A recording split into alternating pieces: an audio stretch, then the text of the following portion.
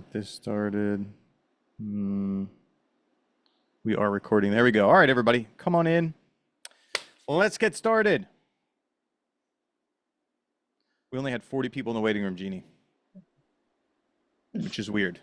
We have like Yeah. 271 people registered for this. Come on in, everybody. Do me a favor, chat in. Tell me where you're from so I know that you're here. Chat in for me. Where are you from? Give me a quick chat.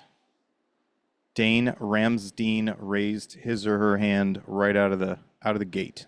There we go. Bay Area, Raleigh. Keep going. Vancouver, Georgia. Metro, Detroit. Cool. Edmonton, Raleigh. Excellent. All right, everybody. So I'm Dale Archdekin, Smart Sales Coaching. I am live here today. We're talking about unghosted, how to get these leads to respond to you, messaging techniques, strategies, things like that.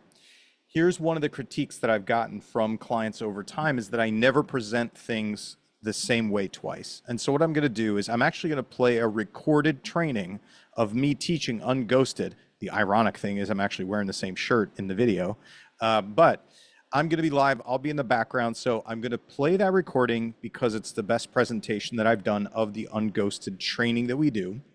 I'll introduce who we are for those of you who don't know who we are. I'm going to drop a quick poll when the video starts to say, are you new here or have you seen us before?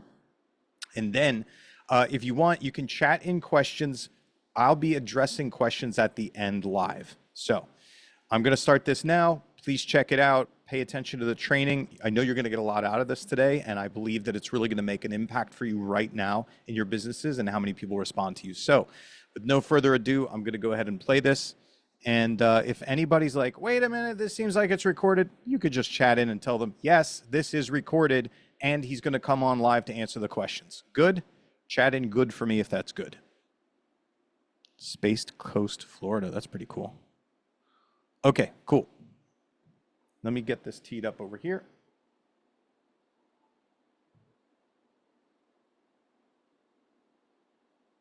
And when I start playing it, if you can hear it, chat in. I don't know, what should you chat in? Sound? No, not sound. Just chat in good. Okay, good. Let me get started. So today we're talking about leads not responding. Are you having issues with your leads not responding to you when you're trying to call them, when you're trying to message them, when you're trying to get them to talk to you? If that's you, chat in yes or chat in me. Because what we're going to do today is we're going to talk about some techniques and strategies to help you get unghosted, to help you get these people to answer you so that you can actually build a relationship or create some rapport or even convert them into an appointment, buyer or seller.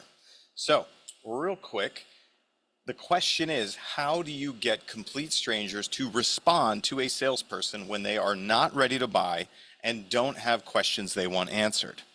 It's a rhetorical question. This is what we're going to be working on today. We're going to be answering this today for you to show you best practices around making that happen. First, though, I have a quick poll that I want you guys to answer for me. I'm going to drop this. I just want to see who is new here. We got a bunch of polls. Here we go. I just dropped a poll. Click on that for me. I want you to answer whether or not you've been on a training with us before or not. We usually end up with about 50% of people who are new. So let's see how many of you have been here on a training with me before. Go ahead and answer the poll. It should have popped up on your screen. Okay, there we go. Got a bunch of people answering. Excellent. Okay. Yeah, we're like 75-25. 75% of people are new, 25% of people are returning. Okay, great. Just going to end the poll now. Thanks for doing that. And let's move on. So our sales training content is the best in the industry. If you don't know who I am, my name is Dale Archdekin. I'm the founder of Smart Sales Coaching. The reason it's the best in the industry is that I personally, my partners and I scaled a real estate team in the Philly market from 5 agents and 100 transactions to over 30 agents and 650 plus transactions per year. And at the time, we were one of the top 5 mega teams for KW. I had an ISA department that I built and managed and optimized, and my ISAs were able to produce between 36 and 60 transactions per person in their first 12 months in the business. And that is just an average mix of leads. We weren't running anything fancy, nothing expensive, none of the Zillow Flex stuff. It's just your average internet leads, as well as some cold outbound prospecting. And the people that we hired as ISAs were just people off the street who didn't have real estate experience. So they weren't pulling from their own sphere of influence or anything like that. I personally, when I was in production, took on average between 5 to 7 listings per month from cold outbound calling alone. So I have a lot of experience with cold outbound calling. And now my company, for the last 9 years, has been training thousands of agents across the US and Canada. And our clients include those in the top 5% of the Real Trends mega teams, the Real Trends list of 1,000 mega teams. So this is who we are, and this is where the information is coming from. And the reason that I'm telling you this is because anybody can tell you how to talk to leads or how to convert leads. And a lot of trainers and gurus in our industry are only talking from theory. They've really never done it before themselves. That, or they haven't done it to a very high degree. They haven't done it on a high level. They haven't done it at any kind of volume. And I personally did it for many years, and now my agents and ISAs were very successful at converting their leads, and now our students are very successful using our techniques and strategies to actually convert their leads. So that's why I'm telling you all of that. So here's a deal that I have for you in our webinar today. I'm going to give you a sample of our high quality training now for free. And at the end, I'm going to offer you access to a 2-hour appointment masterclass. Does that sound fair? If that's fair, chat in yes.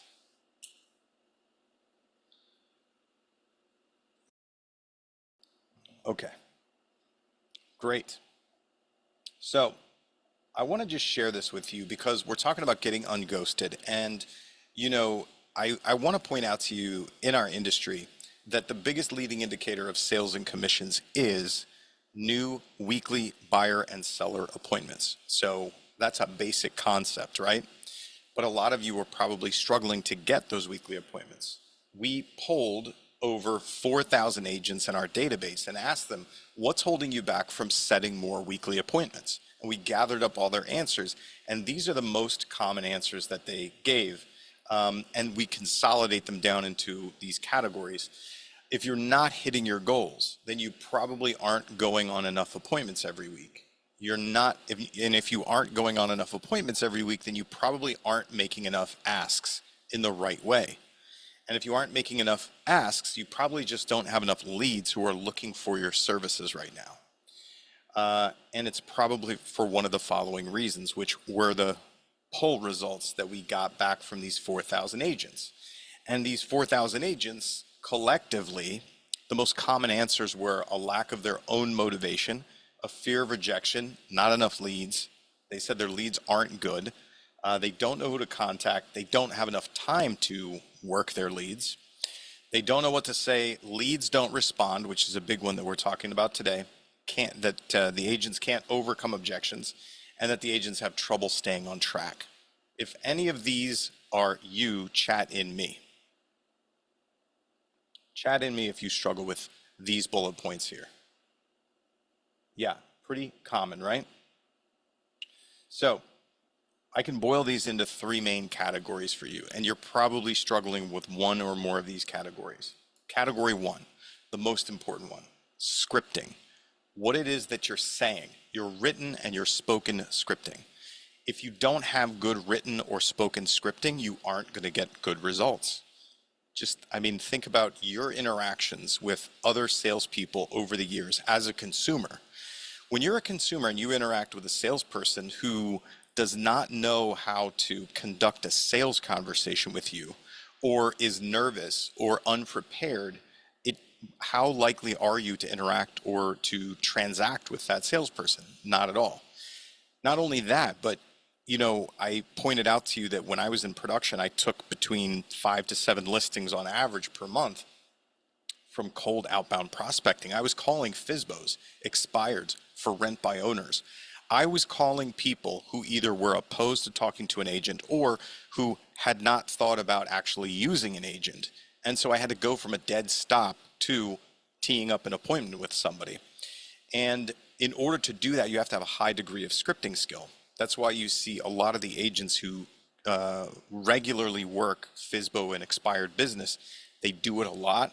They do it every single day, and they are constantly practicing and staying sharp with their skills.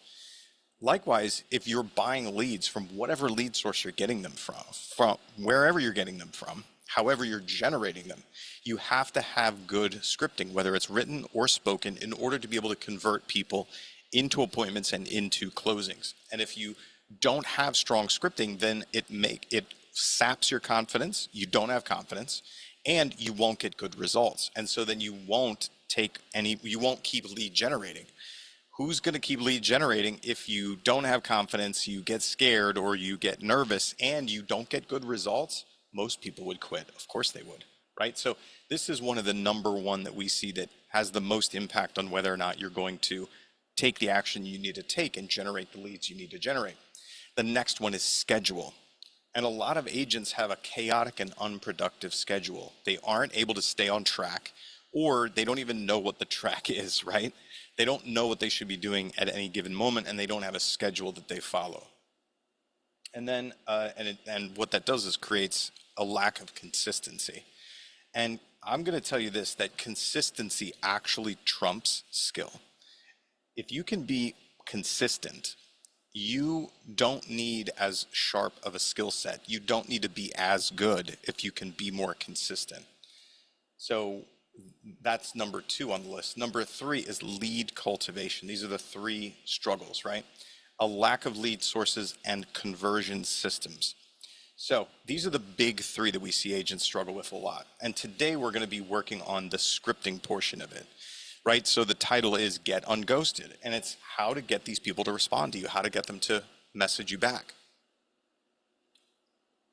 And, you know, if you can't get them on the phone for a phone call, then getting them to respond to your text messages and emails, you need to get that so that you can have some form of interaction to get them onto a phone call or to get them face-to-face with you so that you can convert them into business or convert them into an appointment or convert them into a closing. All right, so we're working on scripting today. And first I want to talk about this. Let's talk about your activity, because this is a big one that as I'm working with real estate teams and as I'm working with agents out there, a lot of it comes down to a lack of activity, frankly, right? Agents aren't making the outreach that they need to make. They aren't trying to talk to their leads. They aren't doing it consistently. They aren't doing it aggressively. They don't have a system. They don't have consistency.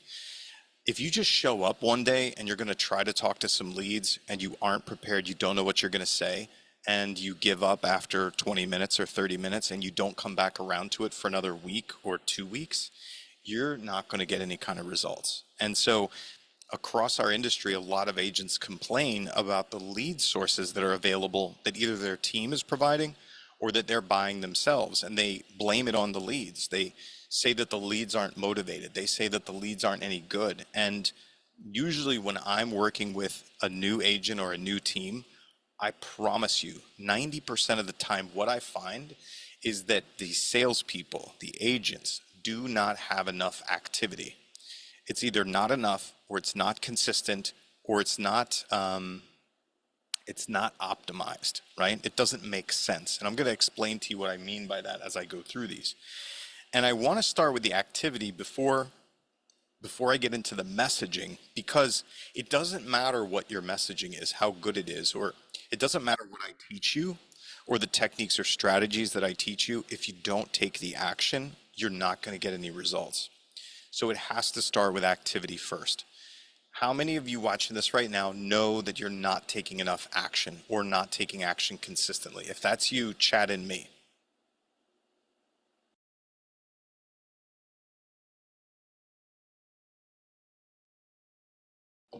Does everybody see all those me's flying up in the chat right now? That is because this is very common. And I'm hoping, you know, part of the reason that I do this is I'm a salesperson too, and I have to take activity. I have to make sales. I have to have conversations. I have to follow up with leads. And I know that it sucks, and most of the time we don't want to do it, but we have to. That's the nature of our businesses. That's the nature of who we are and what we have to do in order to grow our businesses and to flourish and hit our goals. And I'll just give you the quick trajectory. I went from having to do all of it myself to figuring out how to teach other people to do it, and then having to teach them, hold them accountable, get them to do it, to now where I'm teaching people to teach other people. So there is a trajectory to this. And if you are struggling to hit your goals right now, then the first thing is you have to get into action. And we're going to talk about how to do that now and what activity looks like for you. Once you can get into activity and you can more consistently execute, then the goal for some of you is going to be either hiring part-time or full-time help to come and take off your plate some of these sales activities, to delegate some of these activities, to also build messaging systems and follow-up systems that will help sort of distill through the leads that you have or the leads that you're buying to help put more warm people in front of you or to incubate your leads over time. So let's talk about activity first. How intense are you? This is what really matters most, because I find that a lot of agents just aren't intense enough. Let's look at your last new lead that you just recently got. How quick did you reach out? And I know that we all know this speed to lead thing. It's just a common phrase that's always been used in our industry. It really does make a huge difference. Not only that you reach out quickly when you receive a new lead, some form of outreach or some form of communication. That's when you're most likely to get a response from a lead or prospect. And also, once they respond to you, how quickly do you get back to them? Because catching them in real time when they actually respond is huge. And if you wait too long, your window is going to pass, right? They're going to move on to something else. They're busy too. We are them. Let's put it that way, right? All of us are consumers. So you know how busy you are. You know how quickly you shift topics, right? If you respond to or reach back out to a salesperson who reached out to you, you're moving on in the next minute, right? Or 2 minutes, 5 minutes, you're on to some other topic at that point usually. Right? Unless you're trying to get something, unless you're trying to get answers to something, you've moved on. So the same holds true for your consumers. You've got to get back to them quickly. You've got to reach out to them quickly when they first become a new lead or they first take an action. You've got to respond to them quickly if they respond to you. So how quickly did you reach out? Go look at your leads in your system right now while I'm talking to you. How many times did you attempt to reach that last lead that you got? How many times did you attempt to get in touch with them? Did you reach out the first day one time? Did you reach out the second day? Did you reach out the third day? Did you even make it to a third day, or did you quit or move on to something else before that? I find a lot of times that agents, frankly, will only reach out once or twice and they don't do anything beyond that. So how many times did you attempt? And then how many methods did you use each time that you reached out? What do I mean by that? So you got a new lead. Did you call them? Great. Did you also text them after you called? And after you called and texted, did you also email them? Or did you just leave it to one touch attempt or one response on your part? How many methods did you use? And I'm going to talk about a principle today that I call the bus stop principle, to help you put into context how intensely or how diligently you have to follow up with people in order to actually get them and have it make a difference. So here's some outreach principles for you guys. You're going to always use 3 methods. So in my company, I teach call, text, email. We just call it CTE, call, text, email. Every time you make an outreach, I want you to be using 3 methods if you have the contact info for them. You're going to call them, you're going to text them, and then you're going to either email them or you can DM them, depending on what contact information you have for them. But every time you're reaching out to a lead, it's going to be those 3 in a row. And whether you do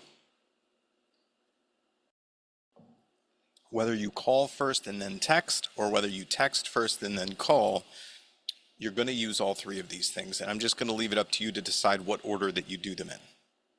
I will say this though. For new leads, I generally follow a pattern of call them. If I can't get them on the phone, I hang up and don't leave voicemail. I then text them because I know that at least 50% of the people who I call are going to look at their text messages, even if they don't answer. Then I'm going to email them.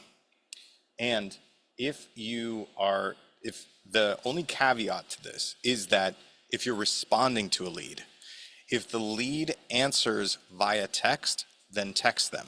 Don't call. If the lead emails back, then email them. Don't text or call them. So you start with the channel that they answered you on, and then usually what I'll do is if they don't answer after that, I'll move on and add back in the other two channels. Does that make sense? Chat in yes if that makes sense. Okay. Now, you're going to use these three methods to get in touch with them. And the whole point is that you're being intense. And usually day one of a new lead for me, whenever I get a new lead, I'm going to hit them twice in the same day. So let's say I start my day in the morning. I have a couple of new leads who have come in from my website or from a lead provider. In the morning, I'm going to call, text, email. And then 4 hours, 6 hours later in the evening, before I get done, I'm going to call, text, email again, twice in the same day. I don't promote double dialing or triple dialing. If you don't know what that is, there are some trainers out there who say that you're going to call somebody, and if they don't answer, you hang up and dial them again. Some people say if they don't answer the second time, you hang up again and dial them again. I'm not a proponent of that. I don't do that myself. It pisses me off when people do that and absolutely causes me not to talk to them. So I don't do it to other people. And here's my philosophy around it, is that if you're willing to deal with the negative rapport, with the negative sort of interaction that you create when you do that, if you're willing to deal with it, go for it. I don't have the energy to mess with that kind of stuff anymore. Maybe if I was back in my 20s when I first got started in my career and I had a little more argue in me and felt like dealing with it, then I might do that level of intensity. But at this point, it's my belief and my experience that you just make more people angry than it is worth, as far as I'm concerned. So call once, text once, email once. You can do it twice in the same day for day one, or you can honestly do it twice in a day at any point if you want. I just don't do it back to back. Okay, so let's talk about a 7-day cycle. So what I follow is we used to do, back in the day, we would do like 10 days of pain, 14 days of pain, where you hammer people every single day. Here's what we're finding with a lot less answer rate and a lot more spam calls and text messages that go out, is that people very quickly remember to ignore you. And so what I like to do is I follow a 7-day cycle that helps them forget that they're ignoring us. And so we'll do the first 3 days of call, text, email. So let's say it's a new lead. You've got day 1, call, text, email. Day 2, call, text, email. Day 3, call, text, email. And then what we're going to do is 2 days of no messages. So I've got 3 days of intensity, and then I want 2 days of no messages at all. I want them to forget that they're ignoring me. And when I say no messages, that also means no automation, right? No AI messaging. So we want that turned off for 2 days, and then we'll come back and hit them another 2 days of call, text, email. And here's what I find is that this runs over a 7-day cycle. And if somebody can ignore your 5 days of call, text, email, they probably are not going to respond to you. And they need to be put on your long-term, property searches, your long-term drip campaigns after that point. Move on. You're just going to get diminishing returns if you keep hammering the same people who aren't answering you right now.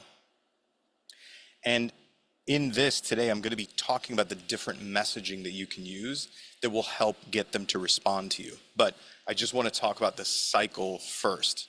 because it makes a difference. I think you all know in your consumer lives that there are certain companies that just keep messaging you over and over and over again, and all they're doing is teaching you to ignore them. But if they go away for a little while, you forget about them, and then you are more likely to respond to them or to at least break the ice. Okay, so that's the 7-day cycle. Let's talk about a 3-day process for old leads. So I have several teams that I work with personally, and what we've found is that they have, a lot of these teams have very big databases of older leads, 30,000 leads, 50,000 leads, 120,000 leads, and there's no way that their agents can get through all of them at the same time.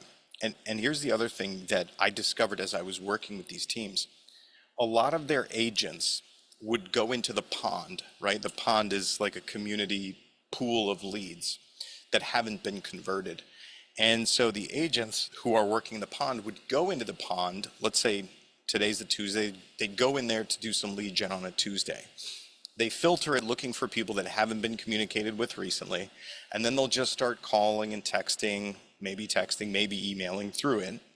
And then, maybe they get some results, maybe they don't, but then they come back again the next day to do some lead gen again, and they order the list for people who haven't been communicated with, and they start calling and texting and emailing a different set of leads. And what we were finding is that they were only making one round of attempt to each lead on average, and they weren't hitting them repetitively each day. And so once we switched their process to say, okay, here's what you're going to do. You go to the pond, you find a set of leads, let's say 25, 30, up to 50 leads, whatever number of leads you can work in one day. And you're going to grab that set of leads and you're going to work them through a 3-day process. You're going to hit them day 1, call, text, email. Then you're going to come back, same list. Day 2, call, text, email. Then you're going to come back day 3, same list of people, and hit them call, text, email. And it tripled the number of responses that all of these agents got, because instead of doing a one-hit attempt to get in touch with somebody one time, they were doing it more intensely over a 3-day process, and they got a lot more responses from these leads. So for old leads, follow this process. Do it 3 days in a row before you stop talking to them specifically. So here's how the process looks. I don't know how many leads you have in your system, but after you've gone through your new leads for the day, anybody who's responded to you, your recent leads, and after you've gone through your nurtures, the people that you actually have tasks set for, once you go to your old lead pile, the people who haven't talked to you historically, and you're going to work through them, grab a set, whatever number of people that you can work for the day, and those people are the ones that you're going to hit for the next 3 days in a row. You will see your responses go up by a lot. Now, you'll see your responses go up by a lot as long as you aren't just hitting the same old leads you've been hitting every day for the last month or 2, right? The point is that if you have enough leads who are in your system that you haven't reached out to in a long time, then you put them through the 3-day intensive and you're going to get a lot better response. Okay. 3 days of CTA, then let the automations resume. And let's talk about the bus stop principle. So when you're trying to get in touch with your leads, I know I said call, text, email, but I just want to put this into context for you. I want you to imagine that you have a child, right? Your kid is in 1st grade, and she is now able to ride the bus on her own. So she rides the bus to school, she gets off the bus when she gets home, and you're there every day to pick her up from the bus stop. Except this day, you're stuck in traffic, and there is no way in hell you're getting to that bus stop when your kid gets there. She's going to get off the bus, and after everybody leaves and goes their own way, she's going to be confused and not know where you are because you were supposed to have been there. Now, you're sitting in your car. How intensely are you going to go through your contact list of neighbors, of friends, of family members, of neighbors' friends, of anybody that you can think of that you would get in touch with to try to make sure that somebody was there to pick your kid up, right? How many times would you call them? How many times would you message them? How many ways would you go about it? You'd call, you'd text, you'd DM, you'd email, you'd do anything that you could and do it multiple times in order to get in touch with somebody to take care of getting your kid from that bus stop. Have you ever worked your leads with that kind of intensity? I bet the answer is not really or never. So, the next time that you sit down to work your leads, I want you to think about your kids standing at the bus stop by themselves. It's your responsibility to get in touch with somebody, right? That's the intensity that I want you working leads, except don't double or triple down, because that's just going to piss them off. Okay, so that's the bus stop principle. Take that one with you. All right, so let's talk about your messaging, AKA your written scripting.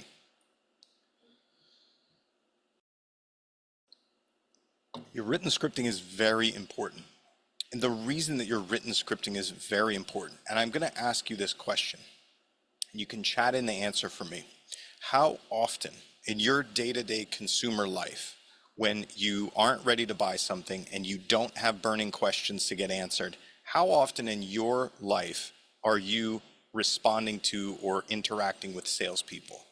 Chat in for me.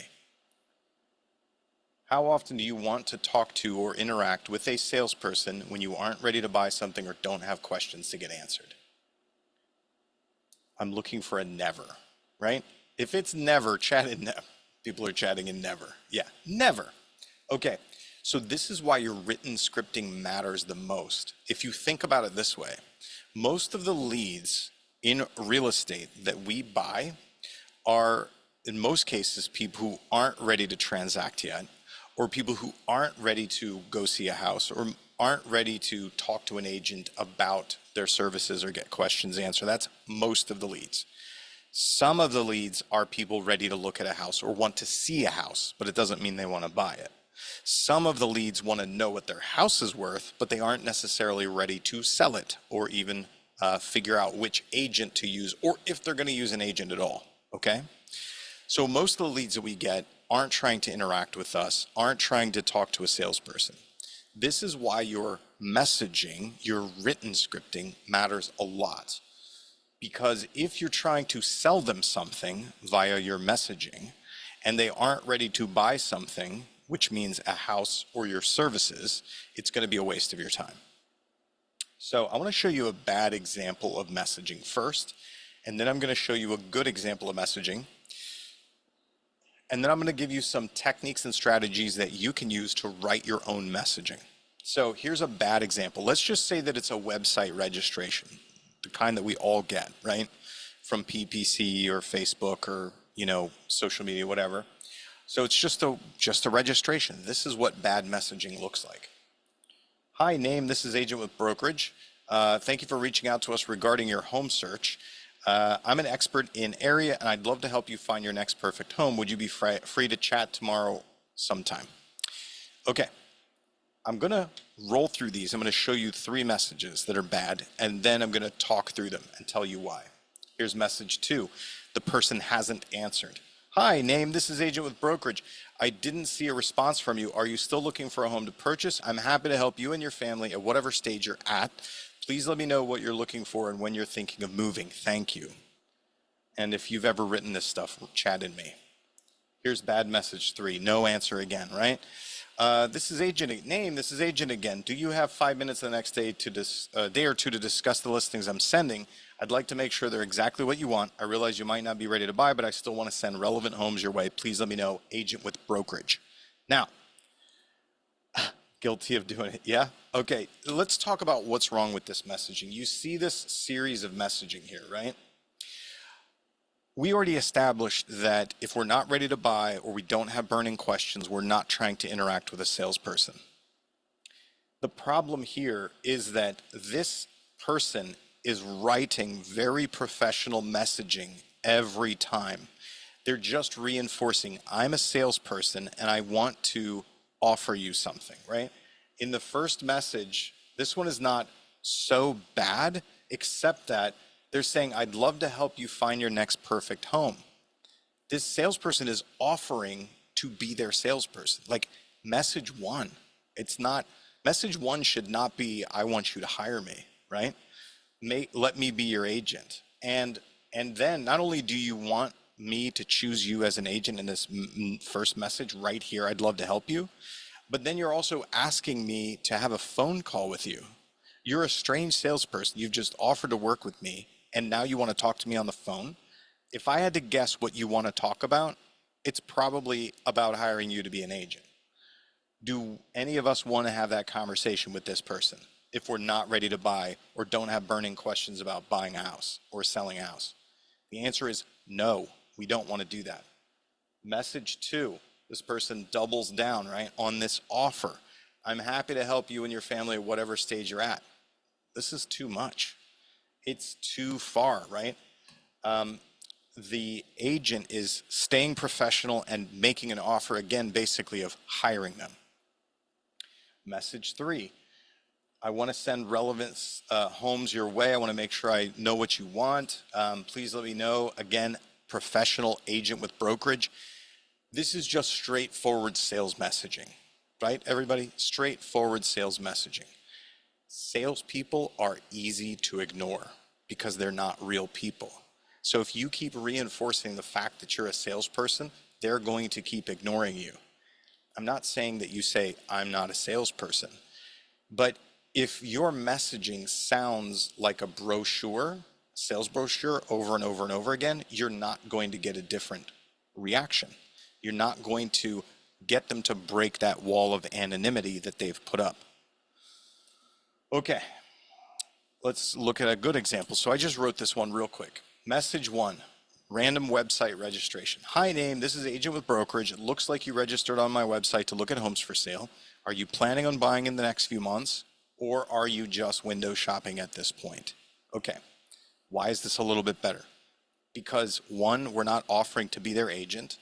Two, we've just asked a simple question. Are you buying a home in the next few months? And three, we actually offered to let them tell us no in message number one. We are inviting them to say no, not yet, whatever it is.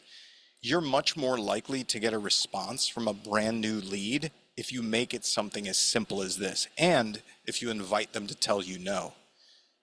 Notice that in the bad messaging sequence, there was no opportunity to tell this person no. So this is a simple question. Are you buying, or do you want to tell me no or not yet? Here's message two. They haven't answered. Hey, name, right? So now we're getting a little bit more casual. Hey, name, exclamation point. I didn't get a response from you. I'm more than happy to let you cruise my website, which is just a little bit of implied guilt. I'm going to keep giving you free stuff. Just let me know whether or not you're buying and what's in it for them, so I don't keep bugging you. Tell me to go away, right? Thanks, -agent. Amy, so we have a question about messaging in the chat. You're not going to send all the same message. I'm showing you message one, message two, message three. So when you do the call, text, email, if I call you, if I'm making my call is probably going to sound like this. My scripting is going to sound like this one. I'm going to hang up. I'm going to text you. This is a text message.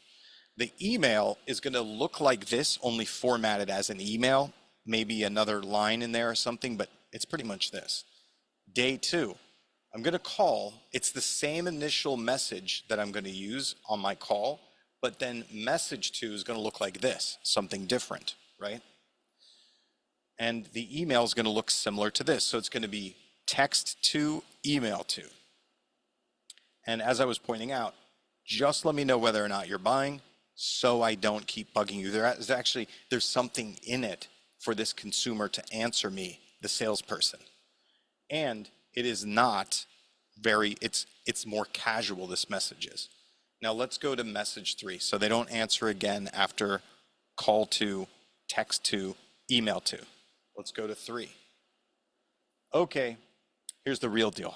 My manager won't let me stop following up with you until you let me know whether or not you're buying. Can you help me out? ? And a sweating emoji, okay? No agent name, no lead name. This is casual, right? This is, hey, we know each other. You've seen my 2 other messages. You know who I am. I know who you are. Now I'm just having a conversation with you as a real person, and I'm blaming this on my manager. This message actually gets a lot of responses. And again, we're turning up the guilt meter just a little bit more because you, consumer, are now causing me to get in trouble at my job because you won't answer a simple question. Can you guys understand the psychology in here? I have a question in the chat. What if we have no manager? Do they know that? Who cares? I use this. I don't have a manager. I own the company. All I care about is, can I get you to respond? Right? Okay. So this is a good example of using some psychology. And the other thing I want you to understand, somebody said use broker. Don't use broker, use manager. Every consumer understands manager. Not every consumer has a broker or understands what that means. Okay, good. So question about AI messaging during this. Yes, I would turn off AI messaging while you are making an attempt to get somebody to interact with you. Because my opinion is that AI messaging is used when you are not actively working your leads, or it's used when you're off hours.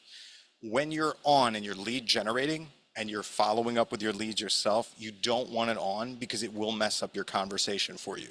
So you want to turn it off, and you want to control the messaging, the cadence, the content yourself, and be there to catch it when somebody responds to you, and they will.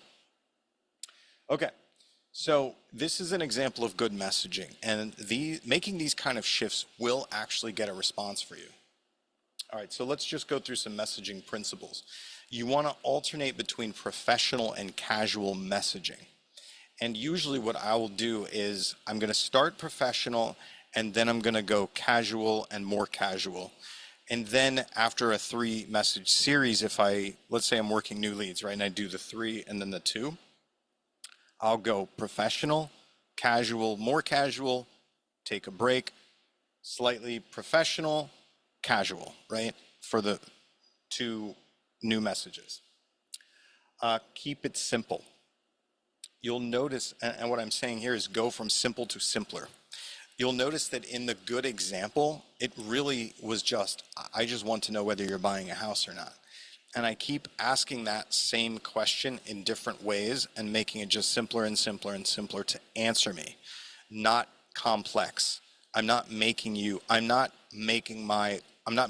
offer. I didn't make any offers in those messages. And I didn't overcomplicate it or make it more complicated to answer. In fact, I want to make it easier and easier and easier to just simply break that ice to get them to respond. If you can't get them to respond, you can't interact with them. So to keep it, if they're not going to respond to complex, you have to make it simpler. Okay. Ask one question, get it answered. This is a good principle. And I'm not saying that you can't ever switch it up or ask a different question.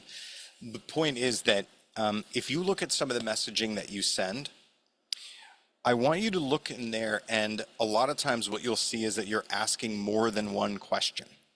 So if you ask more than one question, which one do you want them to answer? They don't know either. So in most cases, when you're speaking to a lead or writing to a lead, ask them one question to answer for you. You can give them an either or question. Are you this or are you that? Are you doing this or are you not, right? You can use either or. But either or is different from asking 2 different questions or even multiple different questions in the same messaging. So if you're talking to a stranger, you're going to be less casual and playful, okay? So meaning you're going to be more professional with strangers. So when you're messaging complete stranger leads, you're going to go from professional to slightly less professional or slightly casual, right? When you have rapport, let's say that you had a prospect that you went and showed a couple of homes to, and you're trying to follow up with them. You can get much more casual / playful. Like one of my favorite messages to a nurture or a follow-up that I have had rapport with or a conversation with is, are we still friends? ? That's it. Are we still friends? ? That's a great message to use with people that you have rapport with or that you've had interactions with. It's not one that I use for cold leads, people that I have no rapport with or haven't interacted with.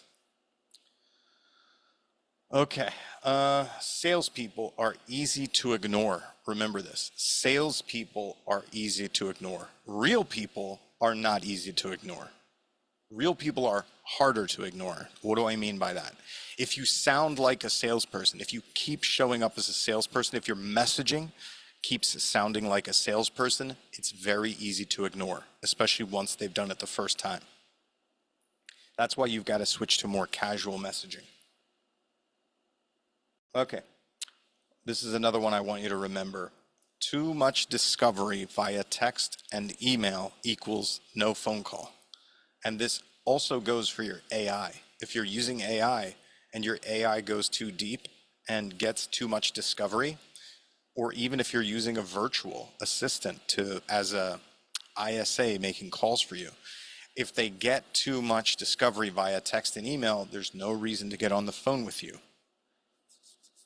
Okay, so what you want to do in your written messaging is you need to, it's like fishing. I mean, I don't really like fishing, but I've done it enough times that I know that you've got to get the fish to bite first, and then you kind of jerk the line to set the hook so that you can actually get it in there and it doesn't pop out of their mouth, right? So you got to kind of set the hook, and then you can try to reel them in. So how do I relate that to messaging? It relates to messaging because I have to just get you to answer first. That's the bite on the hook. And then the setting of the hook is get just enough rapport, enough info, or enough interaction to where then I can start to reel you in, which is, can we get on a phone call? Can I get on to a Zoom with you, right? Okay.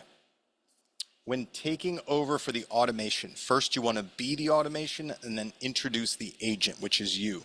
So don't just interrupt in the middle of an AI interaction and suddenly become the agent. You want to talk as though you're the you take over.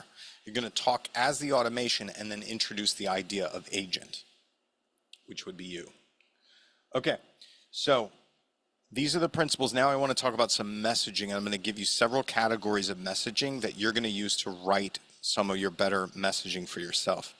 You need to have at least 3 text and email messages series that you're going to use for your most common lead types. And you want to have them that you're going to use when you sit down to work your leads. So as I described it, when you're sitting down to work your leads, you're going to make your call. Then you're going to send your text one if they don't answer. You're going to send your email one if they don't answer. Next day, make your call. If they don't answer, text 2, email 2. Next day, make your call. If they don't answer, text 3, email 3. Have your series built so that you can fire these things off. You make them as a template inside your system. You just fire them off as you're working through your leads. Okay, here's how to build your messaging. And if you read through these, you'll notice some of the messaging that I wrote in the good example takes from these principles. So let's start with the reasons that people ignore you. And you can use these in your messaging, right? They might be busy, or they're not interested, or they don't want to tell you no. I call it the gum in your hair principle, right? All of you know what happens when you get gum in your hair. You just have to cut it out. If you mess with it, it gets worse, right? So that's how people regard us salespeople. If I mess with him, he's going to get worse. If I mess with her, she's going to get worse, and I'm just going to ignore them entirely.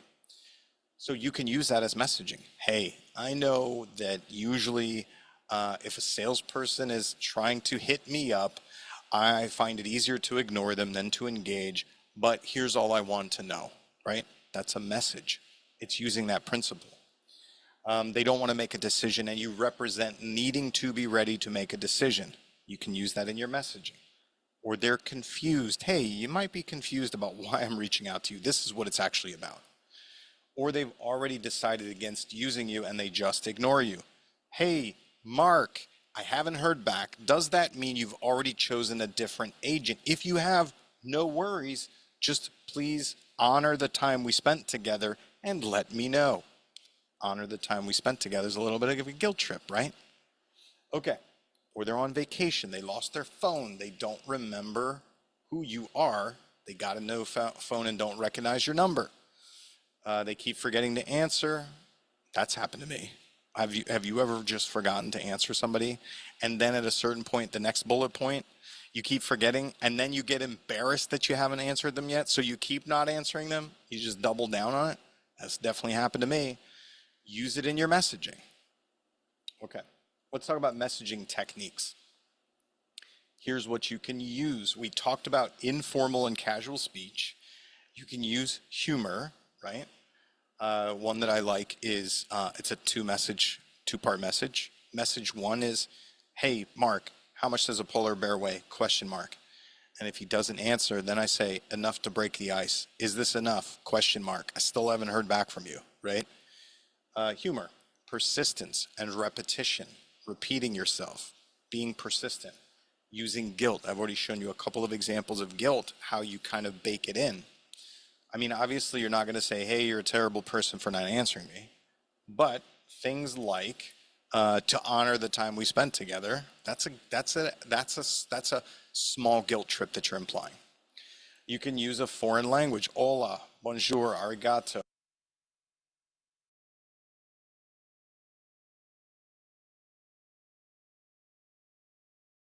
Right? You can name their feeling. This helps a lot. Hey, maybe you're just feeling a little overwhelmed with all this messaging. I get it. Can you just let me know X? Get real approach. Hey, I hate talking to salespeople too, believe me, especially when I'm not ready to do anything yet. Maybe that's where you're at. Is that the case? Question mark. Here's another one. Carry on the conversation without them. I've used this effectively with people that are in my sphere or people that I have rapport with. I just carry on the conversation. Hey, Mark, wanted to see how you and the family are doing. Let me know, right? No answer. Next message. Oh, Mark, I'm doing great. Or Dale, doing great. Kids are awesome. Thanks for reaching out. No answer. Third message. That's fantastic, Mark. I'd love to actually talk to you directly instead of me having to assume what you would say to me, but I can keep going like this if you want me to. So that's just a 3-message series of demonstrating how to carry on the conversation without them. That way you're still sending something, but it's not just repeating yourself, or you're coming up with something more clever and they're reading this chain and then they finally answer you. And I've had that work for me several different times. Okay, is this helpful? Let me know if this is helpful for you guys. Chat in yes if it's helpful. Okay. All right, now, I hope you got some great techniques today. We're going to have to end this. I'm going to tell you guys how you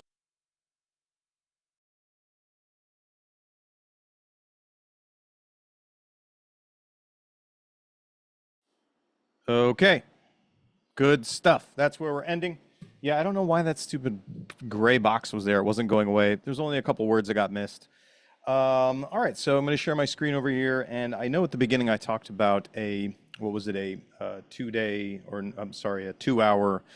thing that I was going to talk about today. But are you guys getting good stuff? Can you take some messaging away from this? Can you improve what you're saying? Chat in yes for me if you got some good stuff from this that you can use today. Okay, oh, we got a heart. I love it.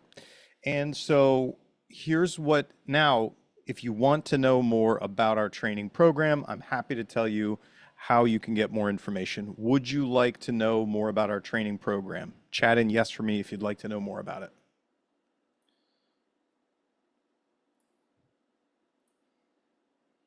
Okay, excellent. So here is basically, I'm going to talk to you about our training system now, so that if you want to get more, if you want to be able to work more on what you're doing and convert more leads and get more business, we can help you with that. We've packaged up our training into a 12-week boot camp that we do. And I'm going to talk to you about the boot camp just a little bit because we're right at the end of the time here. But our training offer is for you if you can answer yes to both of these poll questions. Let me drop a quick poll and then I'll talk you through the 2 questions. I'm not going to get super deep into what the training is here. It's a 12-week boot camp. I'm just going to talk to you about the approximate cost and really kind of what needs to be a priority in your business to even make it make sense. And then we'll jump onto a Zoom call, answer any questions you have about how it works, what we cover. And, you know, at a high level, obviously we specialize in scripting and dialogue and really sales training for real estate agents. So let me drop this poll. Here it is. Cool. So if you can answer yes to both these questions, let's jump onto a Zoom call and talk about it. Question number 1 is, if our system can guarantee that you double your weekly appointments, could you invest at least $125 per week in it? That's either a yes or a no. That's very simple, right? We'll just start with the money. Question number 2.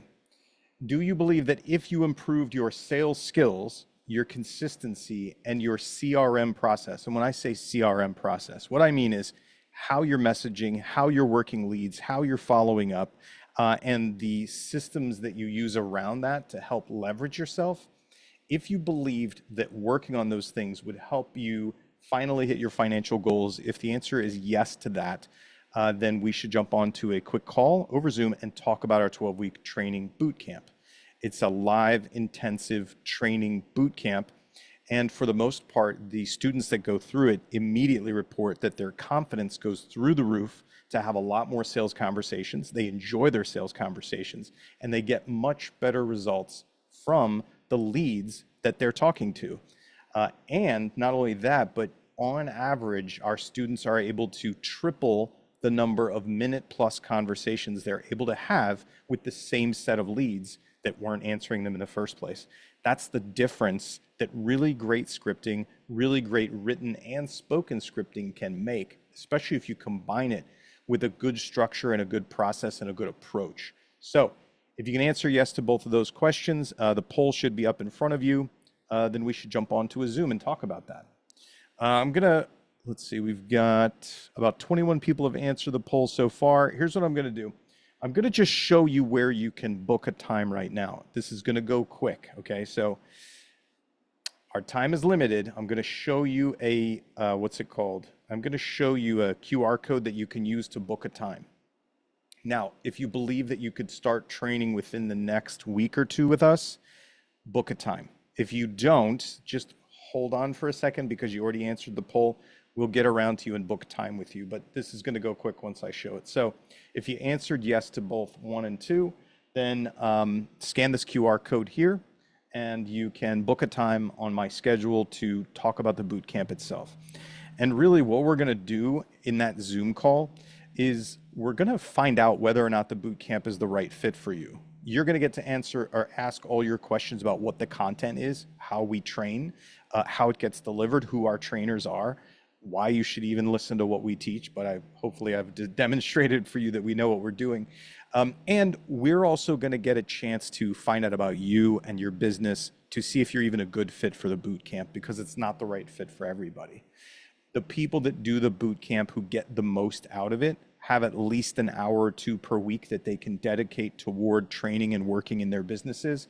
And they also have leads already that they are just struggling to get converted. So grab a time here on the calendar. Let's talk about the boot camp. And I'm going to see if I can answer some of the questions that we have here in the chat. Let's see. How would the 7-day cycle work with those in the Sierra new buyer lead flow drip? Great question, Carol. I'd probably want to see how you're using that so that I could give you better feedback on it. Just to be clear, we're doing this webinar for Sierra. However, we work with lots of different CRMs and websites across our industry. Our specialty is scripting and dialogue training and lead conversion. So what we would do is on a case-by-case basis, because everybody uses their CRM or their database or their website a little bit differently. So we try to be very bespoke about how we work with people. Will there be any additional times available for a discovery call? Yes, Marissa, there will be. I know that our calendars are limited. However, if you filled out the survey and answered yes to both questions, or Marissa, if you just drop your email address into this chat, we will reach out to you to make sure that we talk to you. We will do a discovery with everybody who is interested. I know that time slots are limited. Okay, what other question? Oh, Armando said I enrolled yesterday. The coaches are amazing. That's awesome, Armando. Thank you for saying that. They are amazing. Let's go. I'm scrolling up. Scrolling up. There was a question about, first of all, there was open houses, something about changing open house scripts. Let me get to that.